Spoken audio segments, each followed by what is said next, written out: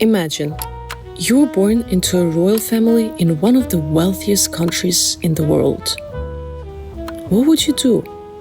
Go to balls and compete in horse riding? Well, our guest chose a different path. Meet Amna Al Qubaisi, who swapped tiaras for helmets and chose a fast lane over a royal red carpet, making history as the first Emirati female racing driver.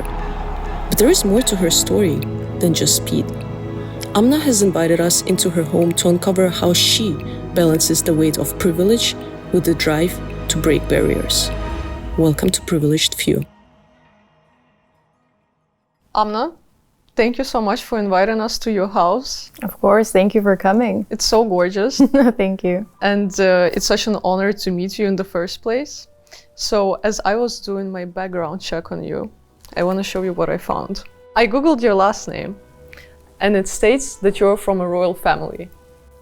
That's true, yes. We're related to the royal family. Okay. So we call them, we're basically their aunts and uncles. So yeah. So how does it feel like to be royalty? No, I don't think of it that way. To me, I feel like even though it says we have close relations, we're not really related to them at all, in terms of contacts and stuff. It's just through family history. They married one of our uncles and aunts, and we're close to them in that way. Wow, that's amazing. Yeah. Obviously, we're going to talk about all of your extraordinary accomplishments. Everybody knows that you're a fascinating racer. But I want to start from the beginning, from your childhood. What was it like growing up in United Arab Emirates? Growing up here, I was always outside. We grew up in a neighborhood in Al Karama before all the buildings and everything. We were always playing football in the streets, running around barefoot, being chased by street dogs or trying to find street cats, and I bring it to the house and I take care of them, and then my parents get mad at me. So that's how my childhood was. You were a tomboy as well, right? Yes, I was a tomboy. Yes, I loved wearing pants and shirts and sneakers. I was obsessed with sneakers, and I wanted to, I wasn't very much of a girly girl. Mm-hmm. My go-to fashion was as well Justice, you know? You know Justice? No. No, you don't know? No. You know Jojo Siwa? No crying children. None. Well, if you yell at me, I'm gonna cry. Get out. Yes. How she dresses? Yeah. This is their whole fashion concept, you know? You taught me something new already. Yeah. So that was our go-to fashion brand, as this whole hip-hop style. I can't imagine you in this right now. Oh my God, yeah. I saw pictures and I want to delete them and erase them from my life forever. Amna, is it true that you got your first phone when you were 21? Yes. Why? Well, 19 when I first started university. My dad was really strict, so we were not allowed to have phones because he feel like they take away from our creativity, and it's not. We're not gonna interact with each other. He doesn't want us to grow up and not interact with the family and stuff. So we didn't have phones. So how did you reach out to your family? They come over. Oh, yeah, the old-fashioned way. Old-fashioned, yeah. Oh my God, okay, this is crazy. Yeah, this is our car. So this is my mother's, the Aston Martin. Okay. She got it as a gift for her birthday in 2018. Amazing. The DB11. This is my pink Porsche. Wow. Does your mom race as well? My mom, she did some karting with us. She's really good, actually. Okay. Yeah. So she did some racing with us, but it's not her thing. Even talking about your career right now, it seems like your parents are so progressive, and that's what people do not expect from a Middle Eastern family. Yeah. So how does it work for your parents? For them, my dad was pretty much open-minded. He studied in the US in Boston University, so he already has, I know they're your competitors, but he pretty much had that open mindset already. So coming here, growing up, I was doing gymnastics first, and he was okay with it. He was supportive and everything. And then when it came to motorsports, he had a deeper insight, and he was more of a motorsport fanatic than I was since he was a kid. It was just his parents were not They did not approve of him, you know, going into motorsport. They thought of it as a dangerous sport for him, so they let him focus mainly on studies and stuff. And when he was in his 30s, I was like around 9, he started in motorsport, and I wanted to bond with my dad, so I was like, oh, can I do it as well? And he was more than happy, and he was very supportive, so I never had a no as an answer when it came to my interest in motorsport. And I also heard that your dad was training you initially. Is that true? Yeah, he was. He was my first coach. Wow. And it's kind of hard because I don't want to listen to him sometimes, you know. It's like, no, I know what I'm doing. But yeah, he was my coach, and it was a really nice bonding moment. Like, I still remember we would go to the karting track every single day, like around the evening, 6, 7 p.m. And he would train me and teach me racing line, teaching me the racing terms I've never heard of before. And yeah, he was my first coach. Tell your dad's story in racing, because some people might not know that Amna's father was also a racer. Yeah, he started his first racing career in 2009. And he told me the whole story. How he actually started was his company organized a team bonding day, and it was at a kart track. And they brought like someone who was very well experienced in racing, and my dad beat him. And the guy told him, you're for sure a racing driver, like you have experience. My dad was like, no, it's my first time driving. I've never driven this before. I've never been on this track before. So the guy told my dad, you know, you should get involved in racing. You should really look into it. And that's when, you know, my dad was like, oh, okay, I'm gonna go actually start racing. And that was in 2009. He started in Porsche, the GT3 Cup Challenge. And from there, he started doing endurance racing. And that's when the spark initiated, when I wanted to bond with my dad as well. This one's the Black Series. My dad's limited edition car. He uses this for the track. So he only uses this to drive fast down the track, and it's a very powerful car. So this is actually a racing car? Yes, so this is the limited edition, and only like a few people can get it. Wow. Yes. How do you get it? You need to be like, I think in their list as a client, like a main client.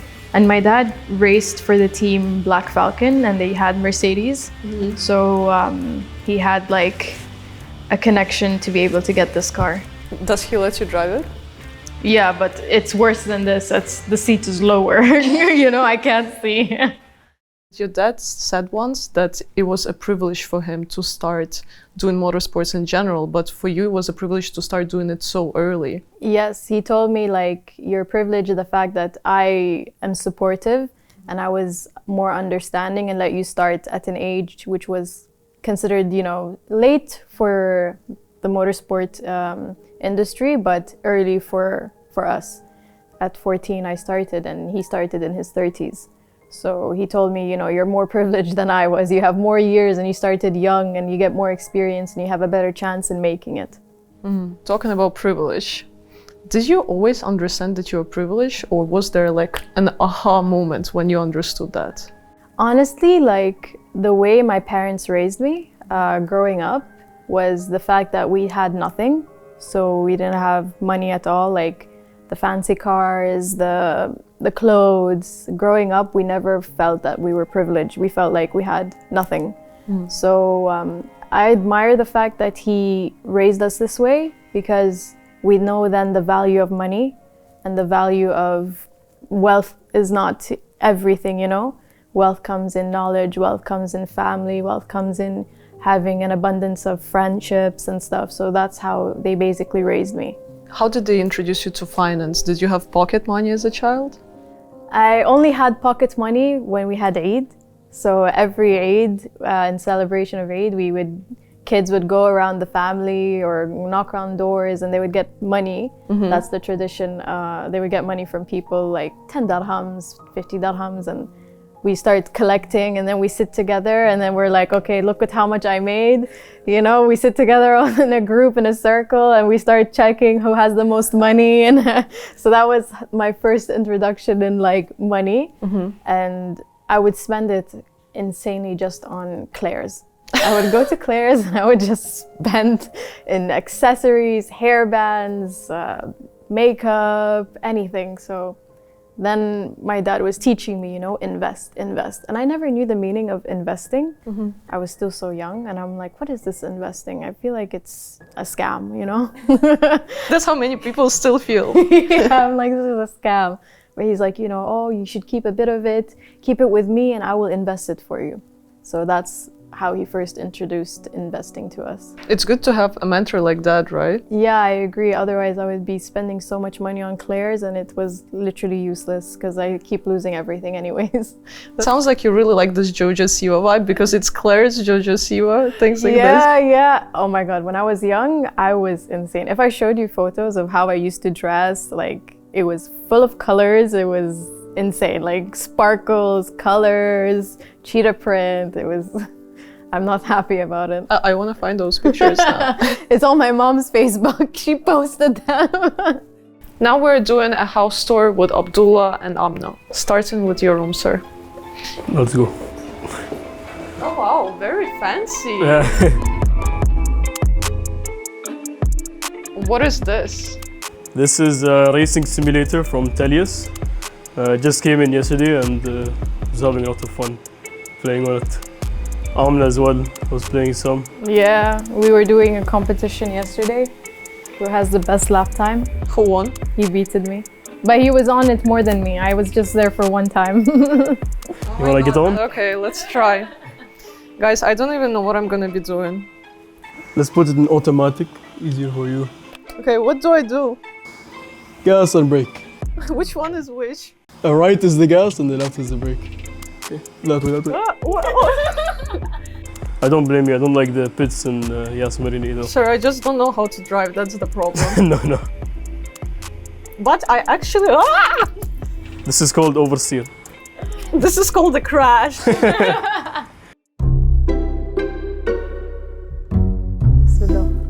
Who did this guy? Ooh. It's a gift. A gift. I get gifts, you don't.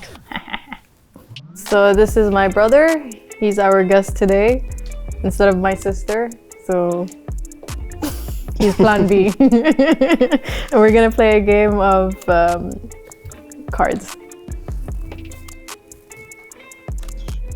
How would you describe each other's driving style in one word? You're very aggressive and you don't leave a space. No, that's not true. It's true. And I'm very kind, you know? You're not kind. Well, You took I'm me kind. out. You turned into me. You took me out. Okay, Hassan. So you did gymnastics, and then at 14 you decided to do karting first, right? So my first introduction in karting, there was an academy. I was fortunate enough where there was this academy being established for Emirati inspiring racing drivers. And they would basically pick the fastest lap time at their local home track, karting track, and involve them in the academy, and then they would put them in races, in a racing championship with mentors and a mechanic, and everything is funded. So I was fortunate enough to be the only girl with a really fast lap time amongst 14 boys. And from there they had like a selection. So even if you're in the academy, you go through tests, and they will pick 4 who will continue with them, and they will fund their racing in karting and provide them with engineers, a mechanic, a coach. So I was very fortunate enough to go through that field. When you tell your friends, or when you originally told them that you were racing, what was their reaction? I mean, in our culture, like, they were laughing at me like, oh my God, look at you, you're like a boy, you like cars and you like this. I mean, I never had the support in school. Maybe like 2 girls supported me, but everybody else just made fun of me. One of them was your sister? Yeah, one of them is my sister, yeah. I even remember like I had, when I would do races in the race weekends, I had my picture on Google and stuff, and people would search my name in school. And they would put my picture in IT class as a screensaver, and they thought that was really funny. What? So yeah, I didn't enjoy the whole aspect of it when I started racing, and I regretted telling them it. And now I have them trying to contact me and trying to be friends with me after bullying me in school. So you were actually bullied? Yeah. I mean, for me, I didn't care. Like, I'm like, they have nothing to talk about. They have no goals or aspirations. So that's why they're picking on me. So I never really cared. They thought it was funny. I would say like they were kind of envious because I have a dad that supports me, and their parents might not always be there for them. Their parents might not support them as much as my dad supports me. So I kind of feel for them in a way, like if I was in their position, maybe I would do the same as well. You're too kind. Yeah, I'm too kind. I wouldn't go that far, but maybe I would understand like where they're coming from. I also saw that you were not only the only girl, but you were also the only Middle Eastern girl. And often you heard whispers that you were here not for a long time and you were there only because of your dad. Yeah. So do you feel like you were often discredited because of your privilege? Yeah, often I feel very discredited, like that I didn't work hard as much as I did with in my career. It was like an easy access for me, which was not the case at all. I mean, my whole life, my father taught me, if you want to do something, you should go and get it. You know, you should not just sit down and expect an opportunity to appear. You should work for it. So, like I said, when I was in karting, I was fortunate enough to have an academy involved. And then when I moved into single-seaters, the reason why I made it to single-seaters was because I won the championship. I got top 5 in European races. I had fastest laps. I had my own achievements to prove to myself, to companies, why they should sponsor me and how much of an impact they would do, you know, sponsoring someone from the Middle East. That's never happened before. So that's how basically like I made it up the ladder, was just trying to bring up results and talking to companies. I was my own manager. I was doing my own slides and presentations to pitch myself to companies. And I was really lucky to get sponsorship from Kaspersky Lab. They were very, you know, eager to partner with me and sponsor me in my first F4 season. And honestly, like, yeah, they're still my sponsors till today. Weren't you the first woman they sponsored? Yes, I was the first woman they've ever sponsored in motorsports. So even, you know, I had so many campaigns in women empowerment in Kaspersky Lab.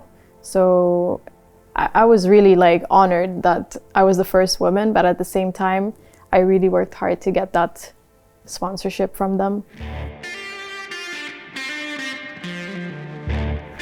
Can you show guys how it looks like inside? Yeah. Oh, there's a pillow because I'm small.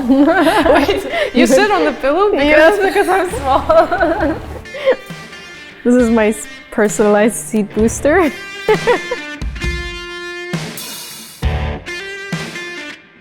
The racing car, the Formula car, it's built for a man. Yeah, I heard you mention that once. Yeah. Can you elaborate on that? What does it mean? So they take a male driver's measurements. So they make the car based on the male driver, which is crazy. I mean, all my life I thought it was, you know, an equal thing, but I realized that the whole car is built for a man, not for a woman. So now they changed it because that was a flag that was raised from the industry, like to make it equal. So they took my sister's measurements because she was the smallest female racing driver, and they put that now in their new cars that's coming out next year. After your sister probably witnessed this unique bond you have with your father, she decided to join racing as well. Actually, she wanted to join to bond with me. Oh, okay. Yeah, because we were not really, like when we were young, we weren't as close. Like when I started racing, we were distant. She was doing gymnastics and I started doing racing. So our bond kind of like distanced a bit. So she wanted to bond with me. So she started racing. A year later, I joined. And to be honest, it was really a shock to us because Hamda is like the more shy, reserved, really scared, fearful, doesn't want to do anything that would harm us or, you know, anything that's considered dangerous. So when we were surprised, like, oh, you want to go into racing? She's like, yeah, I want to join racing. And it was crazy from not being like 10 seconds off the pace in her first race weekend to winning her first race in the end of the season. It was a huge shock to us. We were like, Hamda, I think you were hiding something this entire time from us. So with Hamza, you started first together in karting, but you were in different teams, right? We were in the same team, but she was in a lower category than I was. So, because she was younger, she was 12 and I was 14. So I was in juniors, she was in minis, which was a younger category. So when we reached almost the same age, I was like 16 and she was 14. She had to join juniors with me. And it was the first race weekend where we were racing head to head against each other. And we took each other out in one race. She took me out. She says differently, right? She took me out. She took me out and we had a really big fight after. Like, we had the silent treatment. We refused to sleep in the same room in the hotel. Oh my God. It was really funny. We were very competitive in karting. And I think from that day, my dad was like, all right, you know what? You move into a higher category. I don't want to see you guys racing in the same category anymore. But what also keeps your relationship good right now is the contract which you have signed. Oh yeah, the contract, yeah. My dad made us sign a contract that if we take each other out again, we can forget about racing completely. He doesn't care who the victim was. It's as long as you guys take each other out, racing is off the table. She also said that your character changed so much ever since you started racing. Yes, yeah. I feel like when we join, I think it's the same with every athlete, when they go into a sport, their character shifts and they become more, more passionate, more determined, more committed. Their personality becomes stronger. So I feel like when you join a sport, it really does shape you and shift you as a person. This is when I won the karting championship. The team did this shirt for me, then we framed it. Is this your nickname, the Flying Girl? Yeah, they nicknamed me this. It was so cringe. I was like, stop it. What nickname would you like to have? I don't like my name. I don't like, being called something because I found it so cringe. I was like, stop it. Don't call me this, What about you? What nickname do you want, Abdulla? Sabotage. Sabotage? That's my nickname. Kamikaze or something. Kamikaze is a nice name. Talking about how expensive the sport is.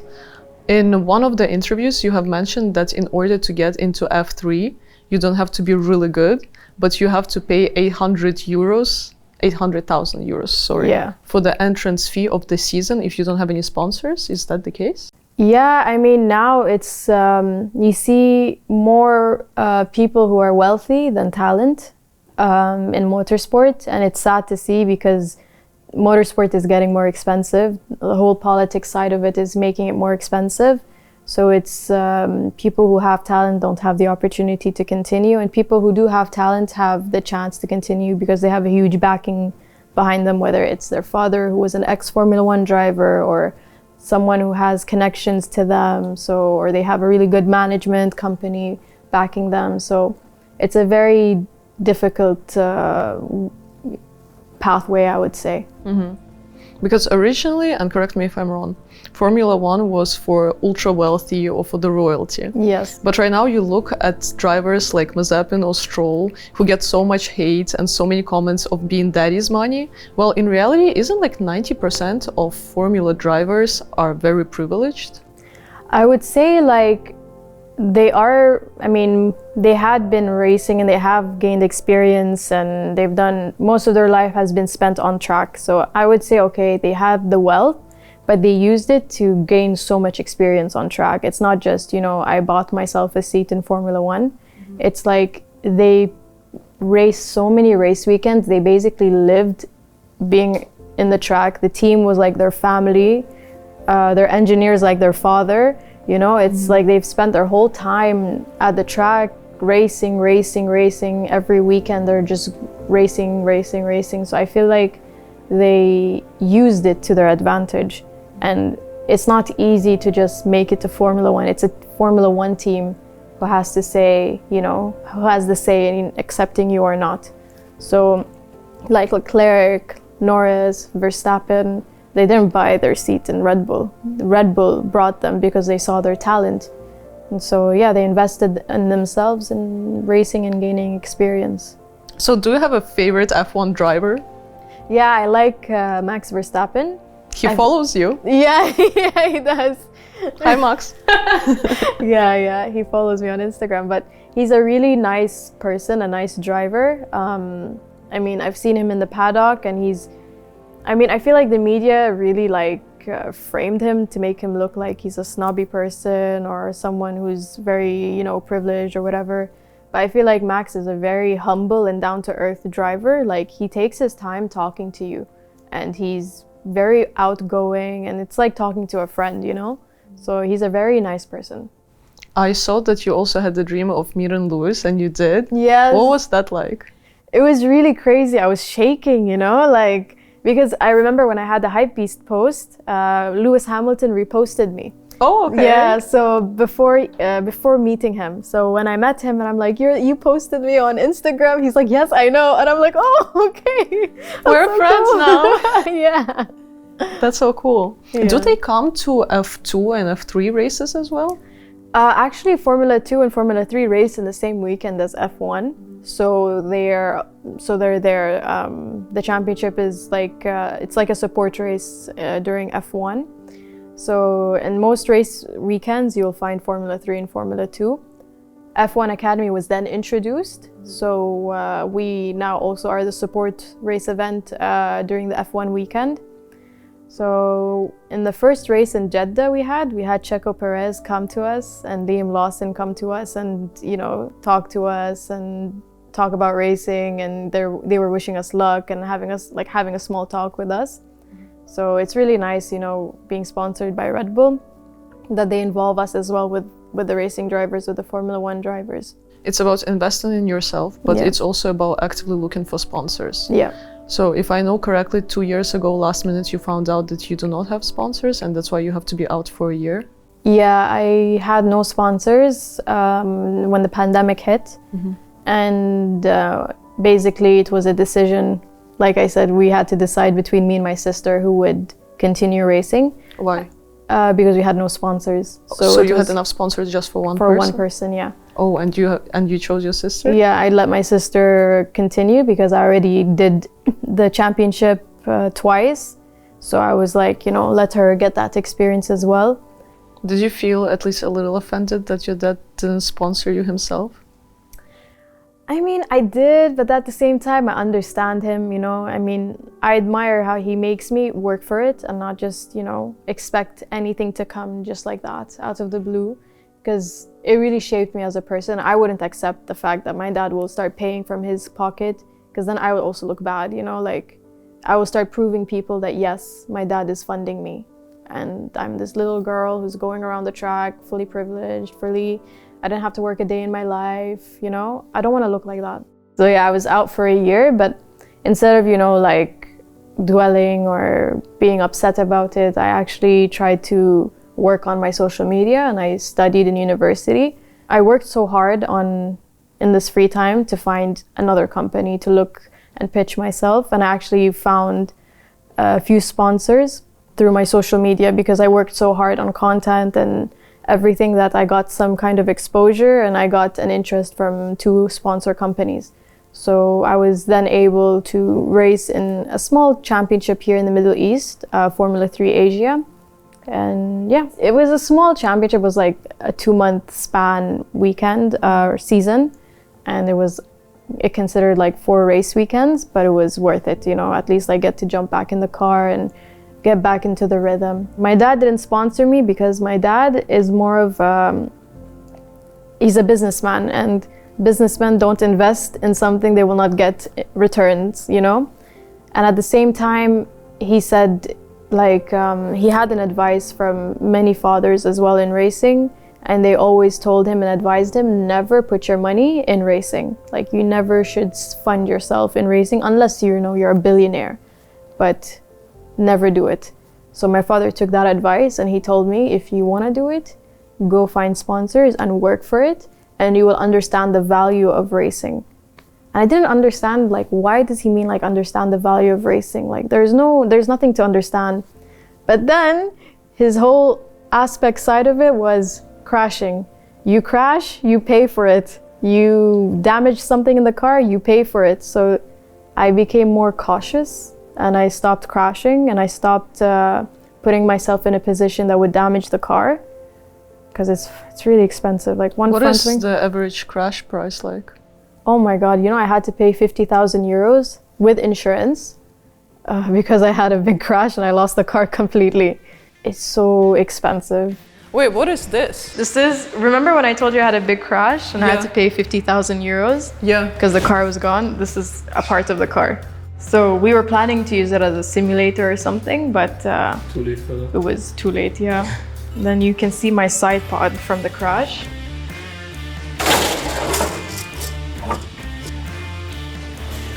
Guys, careful, it's so close to this car. This was from one of the crashes. Wow. It's all carbon fiber. This looks so dangerous.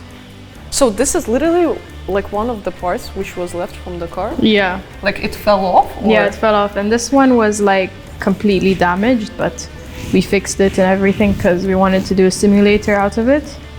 And we put stickers and everything. But yeah, this is what came out of the car after the big crash, and these were the only parts that survived. So what is the most expensive part of the sports? Does it come like to crashes? Just the entry fee and getting a car and an engineer and a mechanic itself is super expensive.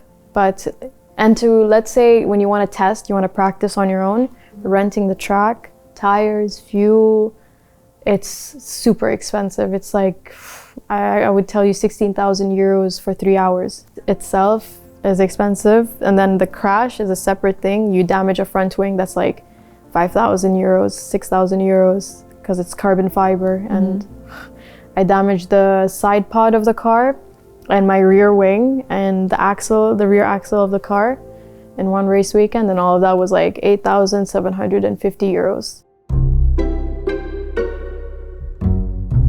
If you could prank each other during a race, what would you do? Cut your brakes. That's a prank! That's homicide! No. That's homicide! Maybe unscrew your front wing, and then the race it just Oh yeah? you drive over it. I would give you a puncture, so on braking you go also straight. This is also homicide. It's not a prank. So this is our gym. So is this where you train every day? Yes. So what do you have to do from like actual physical activities? So we mainly focus on our upper body. So we have a training program from Red Bull trainers. And because it doesn't make sense to travel all the way to the UK and do training there, we do it here. They send us a list and we focus on our upper body. So we do the bench press, we do pull-ups. Can you explain why you always train the neck? From the G-force. Yeah. Because so when we go around a fast corner, like your whole body moves and your neck is the weakest part. So your neck basically, it's like if you're sideways like this while you're driving, you have a different vision and point of view of taking a corner, and then you get tired as well. So it really affects your whole focus in racing if you have a weak neck. What's the silliest argument you've ever had? We had so many, I can't even think of one. The chair. Oh yeah. So I was like 12 and I was making fun of him. I think he had a funny haircut or something and I made fun of you for it. And I went bald. Ah, yes. And then he kicked the chair. I was like sitting facing him and like, you know, the back part of the chair was like at my face and he kicked the chair and it bent and it hit my teeth. It was like a cloud of smoke. It was like someone just shot you. It bent and it hit my teeth. And this guy was so abusive, like even with a basketball. It's both ways. Yeah, I made fun of you and then you took the basketball and you threw it at my face and my teeth went through my lips. But it's fine. I cried and you got in trouble. What is the most difficult mental part of the sport? So the mental part is coming out of a really bad race weekend or race season. So many drivers sometimes go through depression or stress or anything because their race weekend is not going as well as they expected. And they get so much pressure from the team or their sponsors that if they don't do well, they don't have a chance for redeeming themselves next year. So that's one thing about motorsport nowadays, is that people are not doing it to have fun. They're doing it in result of continuing, and because they love the sport so much, they just want to be involved and relevant and pleasing their sponsors and their teams. So it's a sport that involves so much pressure. There are 4 of you, right? And your dad sent 2 sisters and 2 brothers to karting. Yeah. But then the 2 sisters took the lead. Yeah, my father said that he used us as lab rats to know like what to do in case like he's more prepared for my brothers. So me and my sister were the lab rats, and then my brothers decided that they don't like the sport, and we love the sport like with all our heart. And my dad was like, ugh, what happened with them, you know, what's wrong with the DNA, and like I wasted so much time like making mistakes and this and that to prepare the boys better and have them have a better chance as well. But yeah, I was like, you should have done it from the start, you know. Yet again, women show dominance. Yes. What do you think our most important similarity is? I feel like that's the thing. I'm so different from you guys. I'm more of a let's do it, spontaneous, and you guys are like, no, we need to ask permission. No, That's we not need me, to. that's Hamda. That's Hamda. But you also sometimes you agree with her. I would I feel don't like want to go. I feel like the similar mindset is we have the same ideas to do something, but sometimes you're like, no, we do it tomorrow, and I'm like, no, we do it now. So that's the only thing we have. We share the same ideas of outing experience or anything. So do you have a tradition that you have to eat dinner all together? Yes, we have that tradition, and we always need to eat together. And no phones. We have this rule: no phones on the table. So everyone should put away their phone and interact with each other. That was my dad's rule. So this is what we have. Is your mom worried? Like, how worried are they for you when you guys race? I mean, my mom, she told me like every time during the race, when we have the start in the first corner, she doesn't want to look because that's where like 100% of the incidents happen in the start. On the first corner? Yeah. So she doesn't watch, but then after she's okay. Did they ever ask you to stop racing? No. My dad, like after I had this crash, he's like, you want to stop? I'm like, I was crying because I didn't want to stop. I told him, get me a new car, find a way, I need a car, I want to continue. Please, yeah. I never want to stop. Even with this big impact I had, I still wanted to continue. You come from a wealthy and privileged family. You could have just relaxed and not do anything. Yeah, exactly. But you have this desire to make a name for yourself. Where does it come from?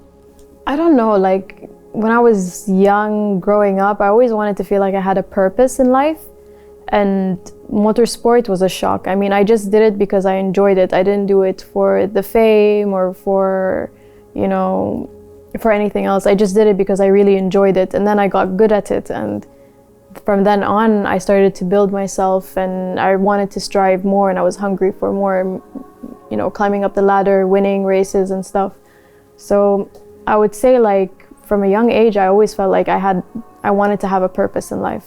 I would say like, it's more like to open everyone's eyes in like the European side about the Middle East. Because surprisingly, when I went into my first race weekends in karting and they see that there is someone from the Middle East, in their heads, they still think women are not even allowed to drive, you know? I kind of wanted to open their eyes and to also show them that we're also capable of being good in sports. And you did. Because thank you.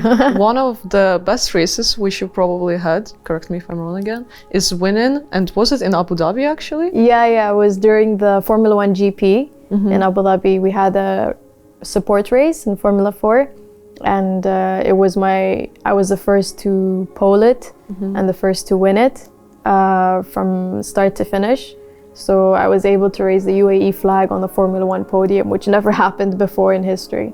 I've been in this industry now for almost 10 years, and I still feel like there's more to achieve, more to bring up.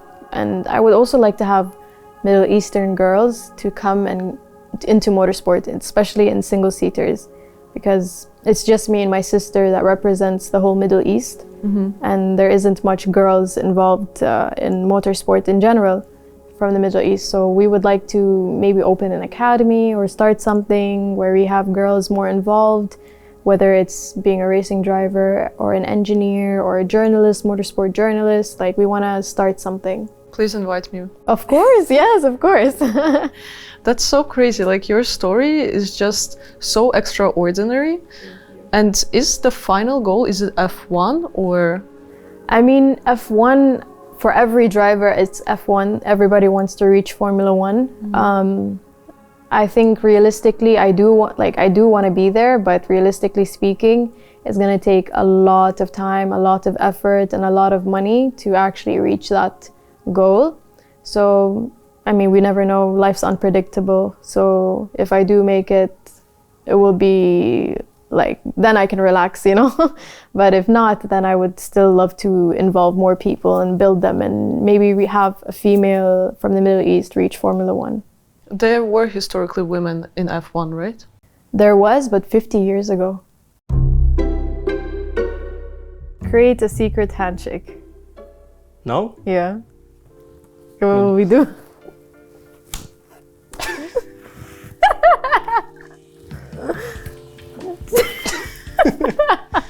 First try. First try, yeah, we aced it, you know? It was such an honor to talk to you, but I have 2 final questions. The first one is, who would you recommend to be on the show next? I would say Noor Stars. North Stars? Yeah. She's like an Arabic influencer. Oh, okay. So maybe her. I'm surprised you didn't say Jojo Siwa. And the final question is, are you happy? Yes, I'm very happy. I'm content. Alhamdulillah. I mean, everything happens for a reason. So I'm a big person in believing in God's plan for everyone. So I'm happy. Well, I hope you will always stay happy. And thank you so much again for inviting us into your house. Guys, give Amna a follow her races, and thank you for watching. Tell us about your experience of this interview. I really loved it, and I loved meeting you, and we should hang out. And yeah, it's something different. I've never done this kind of interview before. Oh, I'm so happy to hear that. Of course. I'm so happy, and I'll be waiting for you in Boston. Yes, I would love to come. Good excuse to go to the US. Guys, look what Amna gave me. Happy Valentine's Day. Happy Valentine's Day, yes. This is just a note for all of our next guests, guys. Please take notes. Thank you so much. It was so nice meeting you. Likewise. You were amazing. Thank you. So hopefully you will enjoy the final results. Yeah, I'm excited to see. If you hate it, I'm sorry. No, of course I don't.